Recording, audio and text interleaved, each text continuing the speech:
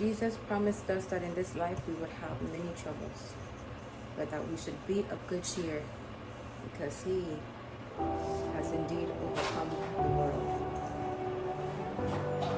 A life as a believer requires death to self. One thing that we have to remember is that just because we're obedient to God does not mean that everything will be rosy and that life will be perfect and that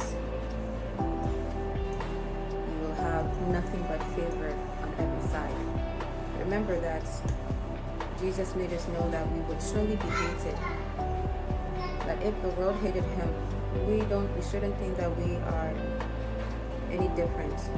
We would also be hated. In the same way that the religious leaders hated Jesus, as true kingdom vessels and kingdom ambassadors, there are times that the Lord will call us to rise up and to stand out amongst the crowd. And he will demand that you do something, that you say something, even when no one else may be seeing it in the moment. Are you willing to deny yourself?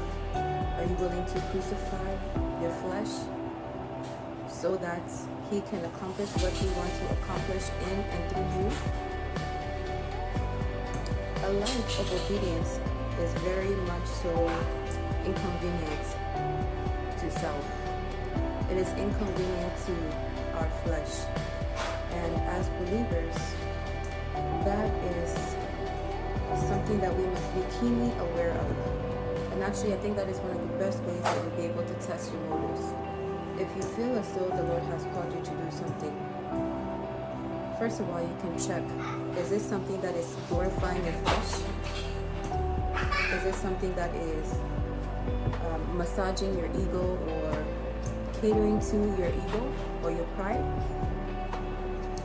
If it glorifies the flesh, that is one of the main ways to recognize that, well, you're not moving according to faith or according to the leading of the Lord, but rather you're being led by self or vainglory.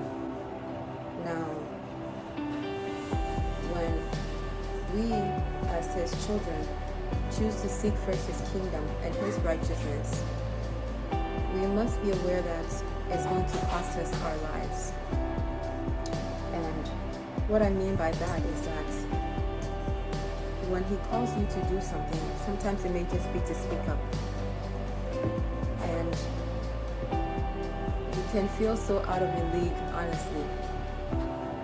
And when he calls you to do it, it's like you have a sobering awareness that, Lord, are you sure this is what you want me to do? Because if I do this, nothing is going to be the same. People are going to look at me differently. People are going to say this and that about me. It's literally a death to self. It's not anything, again, that is going to be convenient. Some of us are more comfortable to be in the background, sitting in the back somewhere and minding our own business.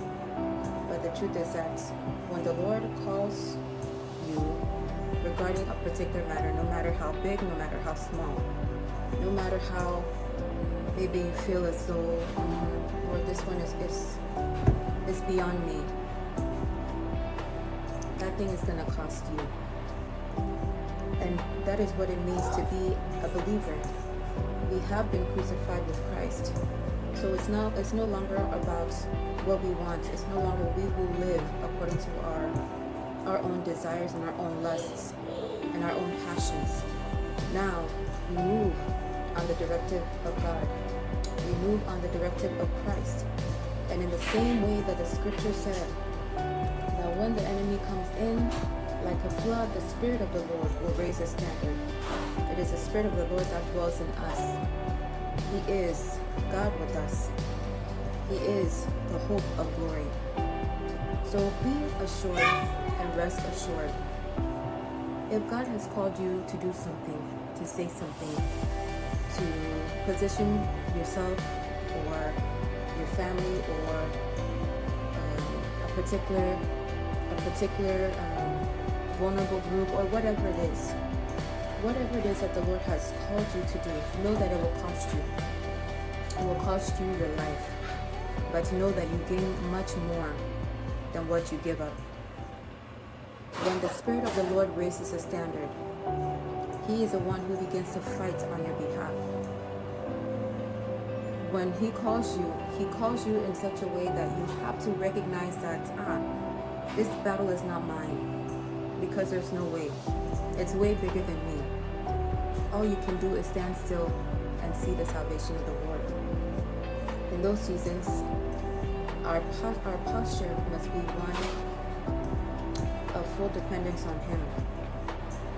A full dependence on Him. That secret place where we get to abide, we cannot take that one for granted. In seasons of obedience where the enemy is coming in, know that you are in a warfare. It is a battle. And you must be sober. You must recognize that the enemy is surely going to try. He can use anyone close to you. He can use those that you love, those that you respect.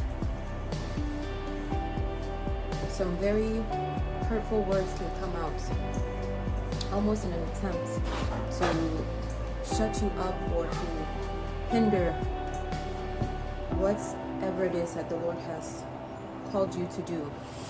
But don't be moved. God has the final say, not man. And He doesn't need a majority to begin what He wants to do. So anytime He calls you out and then calls you to call out anything, if you have been obedient to Him, rest assured that even though it seems like all hell is breaking loose, know that you will come out victorious if really and truly you stand still and you wait and depend upon the Lord. Again, that secret place, we cannot play with it. If you miss a particular time that you have set, don't beat yourself up about it. That's exactly what the enemy wants. So don't beat yourself up about it. But do not let the day go by without you running to that secret place.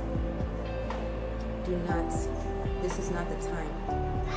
And it could be a time that, I would say it is a time that how you fuel your body will be very, very key. Don't just be going in and eating anything and everything. It may be time to call a fast. If you have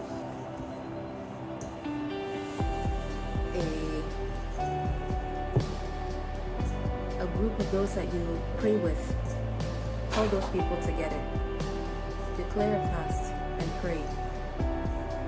Because that is how we war. We don't war like those in the flesh, those in the world. No.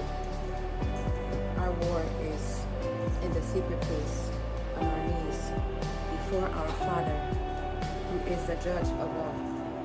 So today, I want to encourage you, don't lose heart.